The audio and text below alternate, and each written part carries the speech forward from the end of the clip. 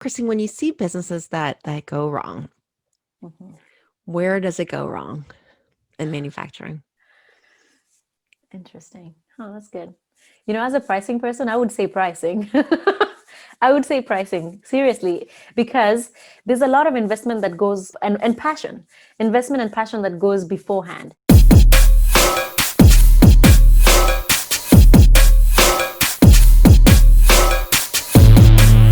Hello, Profiters, entrepreneurs, and thought leaders. I am so excited today. We have a special guest. Her name is Christine Barreza, and she is on a mission to help small businesses and entrepreneurs accelerate profit and sales in their business through leveraging the power of pricing. Now, you guys have been wanting to talk about pricing for a long time, and today we're going to talk about pricing. Now, Christine, she has an MBA in marketing as well as pricing, and she has built two successful businesses that also service the Fortune 500 companies. Now, Christine is on a personal mission. She's on a personal mission to help business owners create profit generating businesses using high impact pricing and positioning strategies.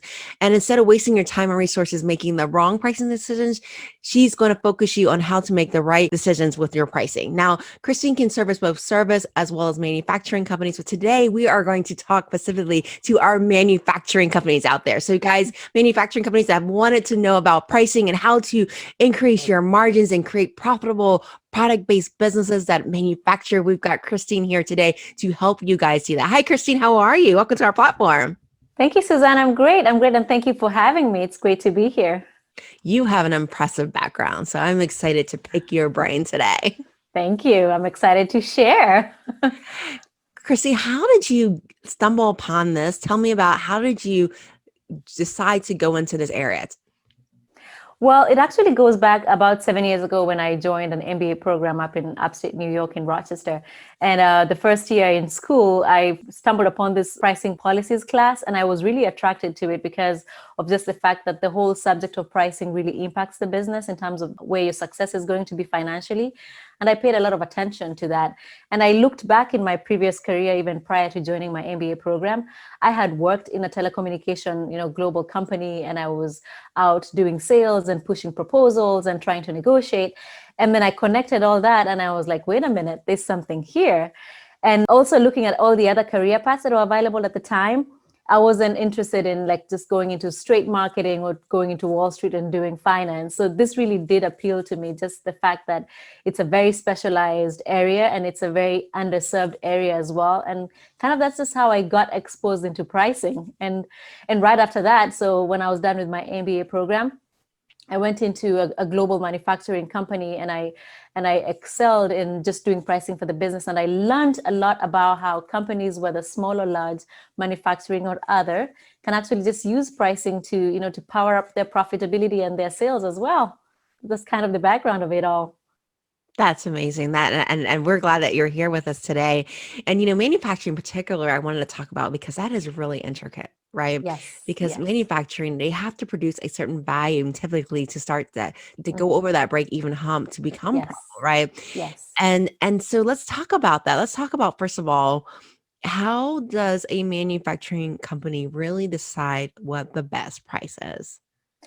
Very, very interesting question. So typically in any company and manufacturing as well, you would find, especially in manufacturing companies, would find that you are competing in the market with either a product that you are calling it a commodity because somebody else is selling very similar product.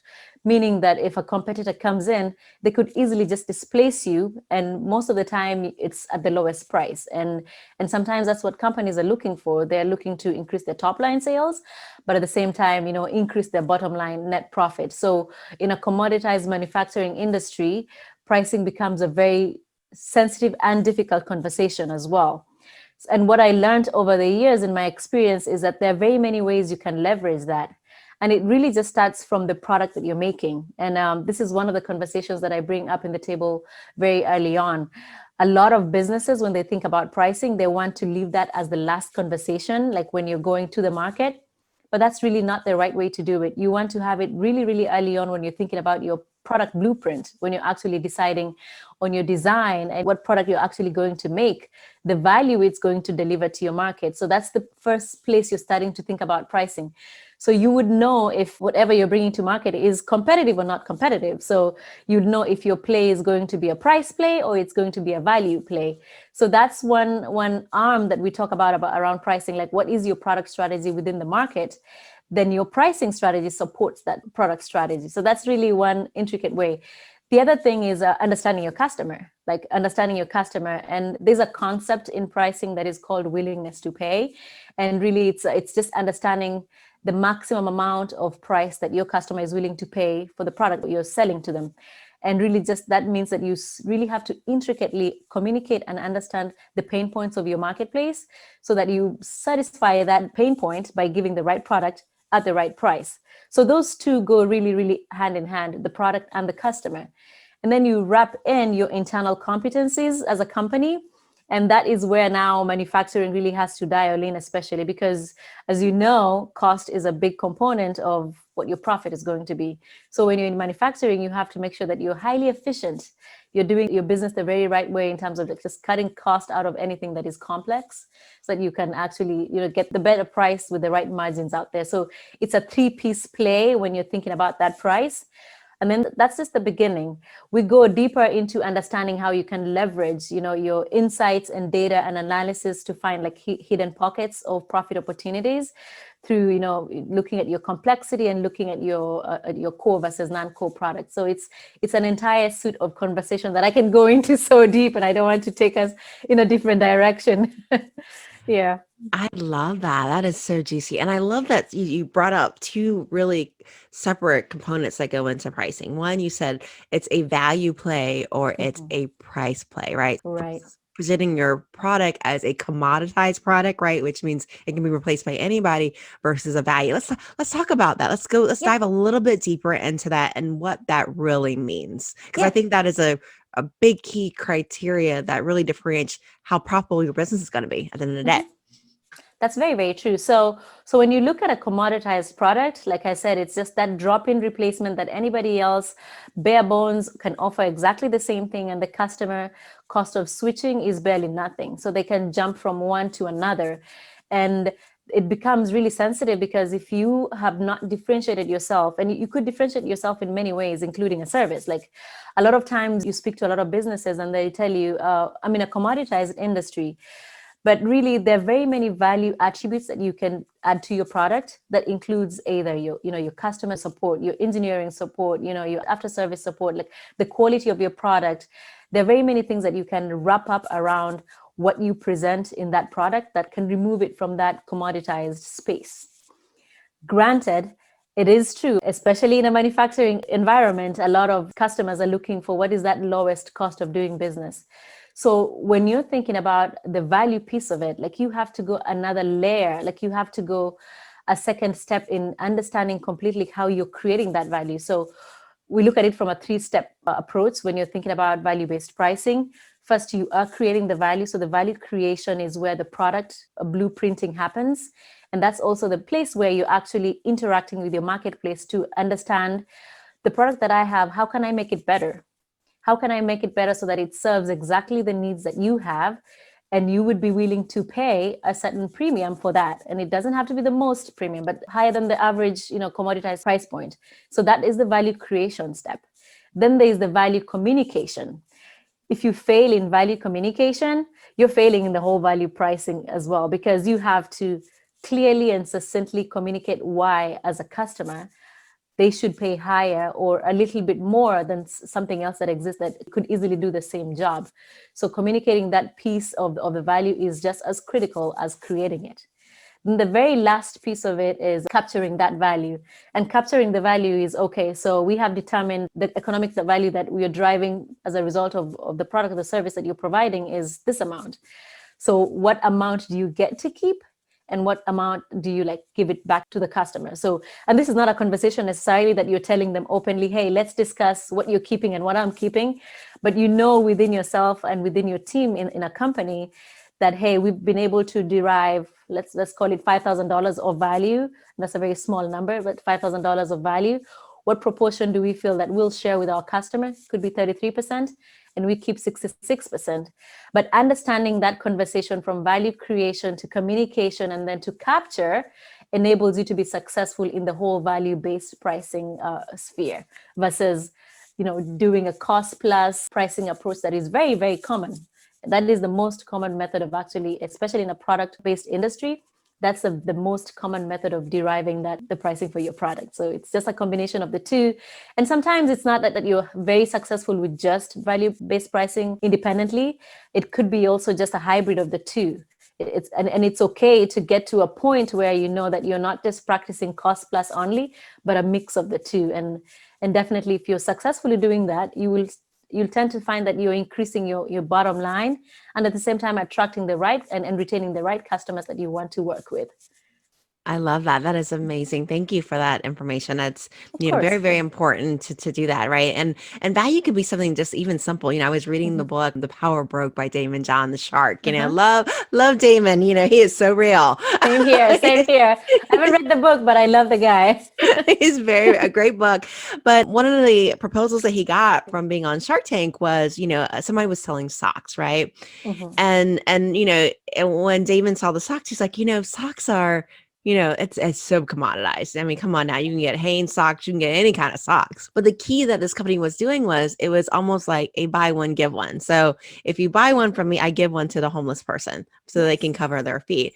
And so when you were buying these socks, you were really buying into a mission of Mhm. keeping people warm, right? And Mhm. taking care of your neighbor was really the mission. And so value can be, quality, it can be a mission.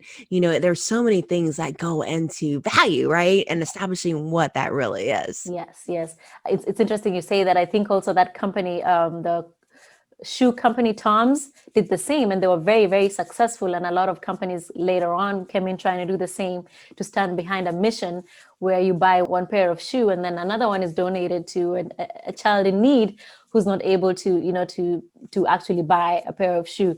And that is a value, as you say. That is the mission that the company stands for. That's the value that they stand for.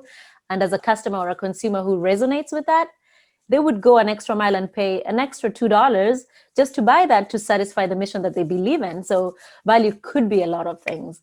Or you can think about it from a point of view. An example I like is like the airline. Like I know we're not doing that a lot right now, but in the airline industry, depending on when you buy your ticket, where you want to sit, whether you want bigger legroom or smaller legroom, if you want a direct flight versus a non-direct flight.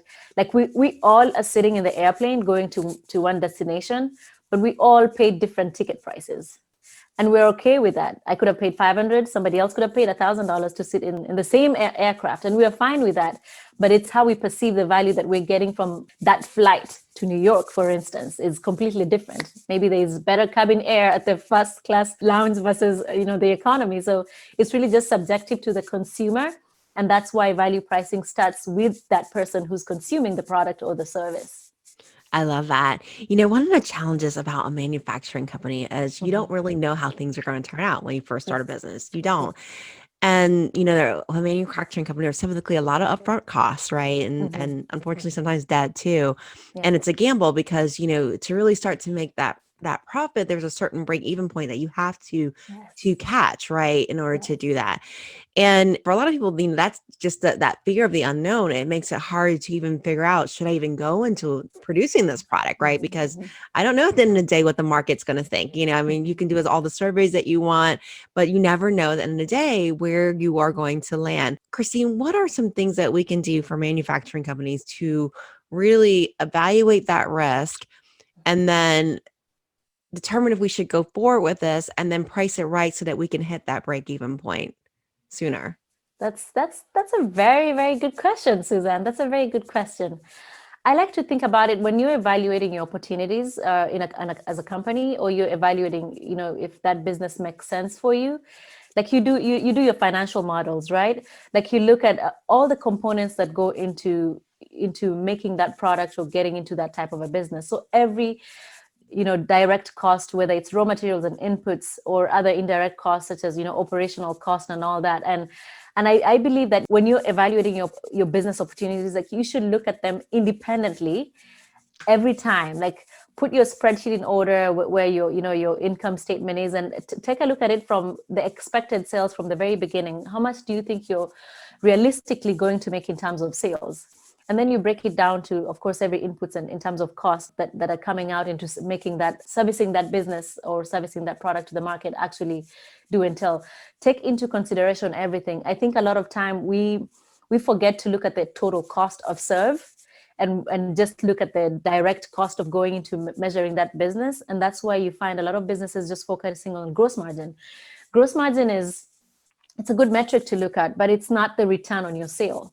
And your top line gross margin doesn't tell you anything about how you'll be successful with how much you actually net, and if you will close your business at the end of the day because you're going bankrupt, or actually get to retain your business. So one of the things that we teach and educate is that you have to like literally go down into your numbers, incorporate every cost that goes into it. Like a manufacturing company, for instance, like they're different depending on the customer that you're servicing. There's different cost of serving that customer. A smaller customer that's contributing a very small percentage to your sale is not similar to the person who's like your core customer driving the most amount of revenue. So your cost of serving that larger customer could be a little less because they're absorbing your fixed cost at the end of the day, versus a smaller customer who's buying onesie twosies here or there, and they tend to be the loudest customer, sending all the returns and and just wanting a lot of hand holding. The cost of serving that one, actually, when you put it down on paper, it's a lot more than the larger one. So you want to follow that customer journey and the sales journey all the way to your net profit. Like take out all the cost of serving them and understand your net profit and what we call return on sale.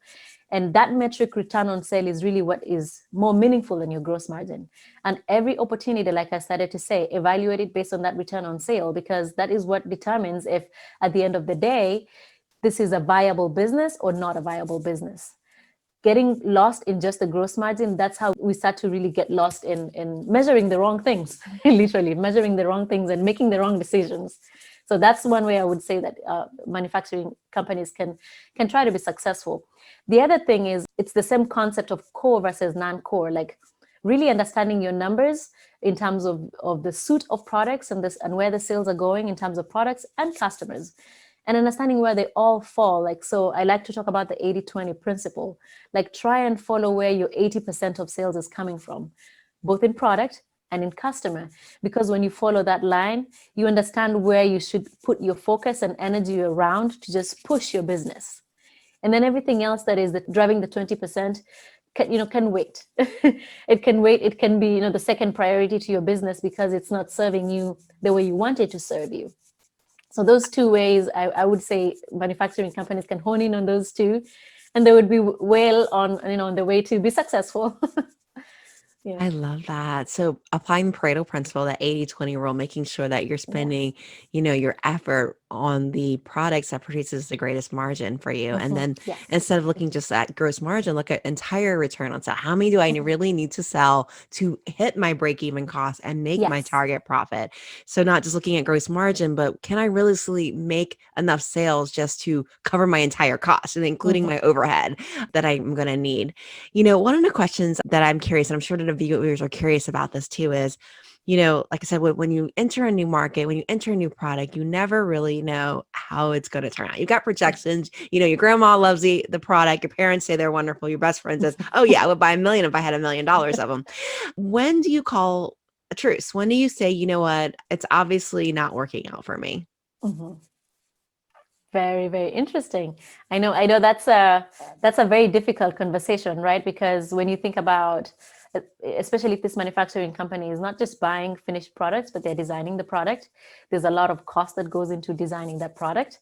And there's a lot of resources and emotions, especially if you work with engineers, especially, you realize that there's a lot of emotion that go into creating the product. And if that product isn't successful, there's a lot of emotion as well into trying to, just call it a day and pull it out of the market. That's a very interesting one that I would have to think a lot more about. But I would say, let your product run for a number of years. But even before you launch your product, you should have done a lot more of your feasibility studies and market testing to understand if there's viability and potential sales for that before you actually do go to market. When you do go to market and that is not successful, and I'm speaking here right now like a product manager, every product manager would know that you need to have, a plan B of whether you're going to repackage that product in a different way, you're going to redesign it because it's probably not serving the need that you thought existed in the market. So like revisiting what the blueprint was when you're creating the product, and trying to pivot that product by redesigning it to meet a certain need. If not, and it's not just being successful, at the end of the day, I would say, you would have to pull it out of the market. You would have to pull it out of the market. And that can be a very, very difficult discussion. But that is one that you have to pull everybody in, including all your departments, your finance team, your sales team, and your commercial teams that are going in front of the customers as well. But Oh that is yeah. a good one. And it's tough, especially if you're leveraged, right? If you've got a Yes. leverage manufacturing business, meaning that you have Mm-hmm. debt, it's very hard to pull out. Yes. And I love that, Christine, just making sure you're doing your feasibility study and testing your product really before you even bring it to market. Whether Yes. you're using a co-packer or someone else that can really manufacture your goods for you, even if you're using an overseas manufacturer on that. Whatever you need to do, just make sure you're bringing your product to market Mm-hmm. that really has a great chance of selling, so that you can break even and get some profit on that too. Mm-hmm. So Mm-hmm. very, And very yeah. choice wisdom. And you'll find in most instances, a lot of manufacturing companies selling a broad range of product suite. There's usually one hero product, as we would call it, that's kind of like driving your bread and butter. Sometimes it's not the most profitable product, but it's the highest selling one. And then you have all these other ones that are probably giving you a little bit more of margin and profitability, but they're not the highest. So sometimes it's a good balance of the two. And you can have, especially within the pricing field, you can have a lot of strategies around like bundling those products, like trying to find the one that's successful versus the non-successful one, and have promotions and bundle those products so that you're having fire sales, allowing you to sell to a certain degree to gain that cash injection into your business. So there's a lot that you can wrap around that before you make the decision to pull the plug. Like you can do those bundling, you can do fire sales and all that. So a lot more of discussion around that for sure. I love that. So, Christine, when you see margins in Mhm. manufacturing, what type of margins do you typically like to see? Oh, it depends on the industry, actually. What industry are we talking about? Like manufacture. So manufacturing could be an engineering manufacturing company. It could be, a consumer goods company that is actually manufacturing and selling products. So it's very different. My experience in the industrial space of manufacturing, I've seen anything like a really bad gross margin being, I mean, and I don't want to upset anybody out there, but it's all relative. We need I've to be seen upset. Be upset. Let's be real. That's why we're here at the Profit Talk. I've We- seen profitable businesses actually being at 60% gross margin.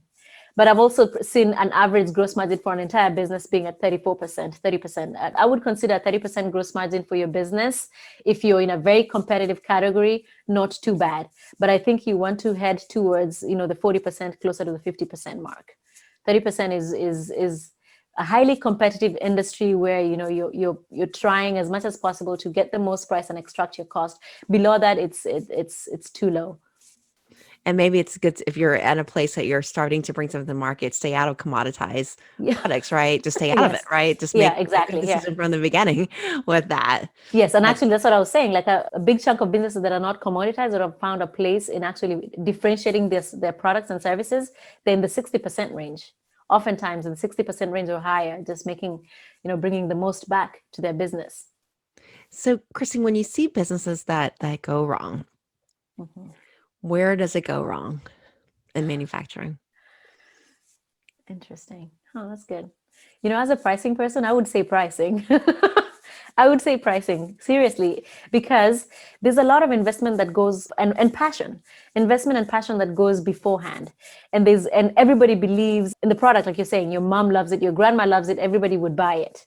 And then we get to that level of where we need to make the sale on it.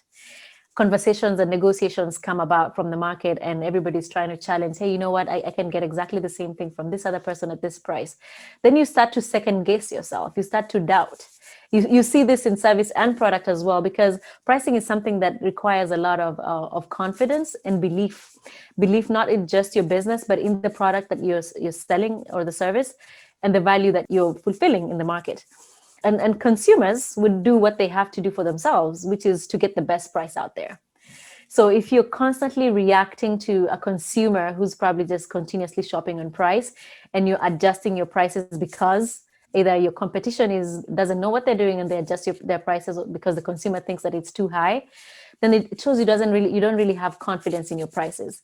So what your product design and your product creation and your launches and all that can break at that point where you need to actually be strong and fulfill the mission that you had, which was to sell at that specific price point to net your sales and profit at the end of the day. So I would say it can go wrong a lot at the pricing phase. It can go really wrong. No, that's really good. I always tell my clients, if you got negative margins, it just begets negative margins. You can't Yes. compound negative margins and make it positive. I mean, if you got negative plus negative, it just equals more negative. It's And difficult once to get out of that. and once you're in a seven figure negative, it just makes more seven figure negative. So, Yes. you definitely have to get your pricing right. Just like Christine said, you've got to get your pricing right. Mhm. Now, Christine, as we wrap up today, if there's a piece of advice, a tip, it can be personal, it can be related to the business that you could leave our viewers and our listeners with, what would that be? That's very interesting. Good question. I would say people within any business needs to think about pricing from a process standpoint, because a lot of businesses tend to think that pricing is the price setting exercise. Like it's me putting a number to something at the end of the product creation or when I'm ready to go to market. But that's where we get it all wrong. It is a process that starts from your product creation. It starts from understanding your customer. You look at your internal capabilities, your efficiencies, your cost, and all those things that go into, just understanding what the cost of serving, and then understanding your customer, and then serving that price. But it doesn't just end there. There are very many ways you can utilize your prices during promotions, during when you're doing sales. You can use it to like sort of like determine how you want to be perceived in the market, like your position. Like you have premium products versus bargain products, so you have to think about it from that framework. And then after that, come back and look at your transactions. There's a lot of power in data. There's a lot of power in analyzing your data and understanding, okay, what am I doing right? Where are opportunities of improvement? You can segment your data to find if you can discriminate or price differently, across multiple segments and across different variables based on how customers are willing to pay for it.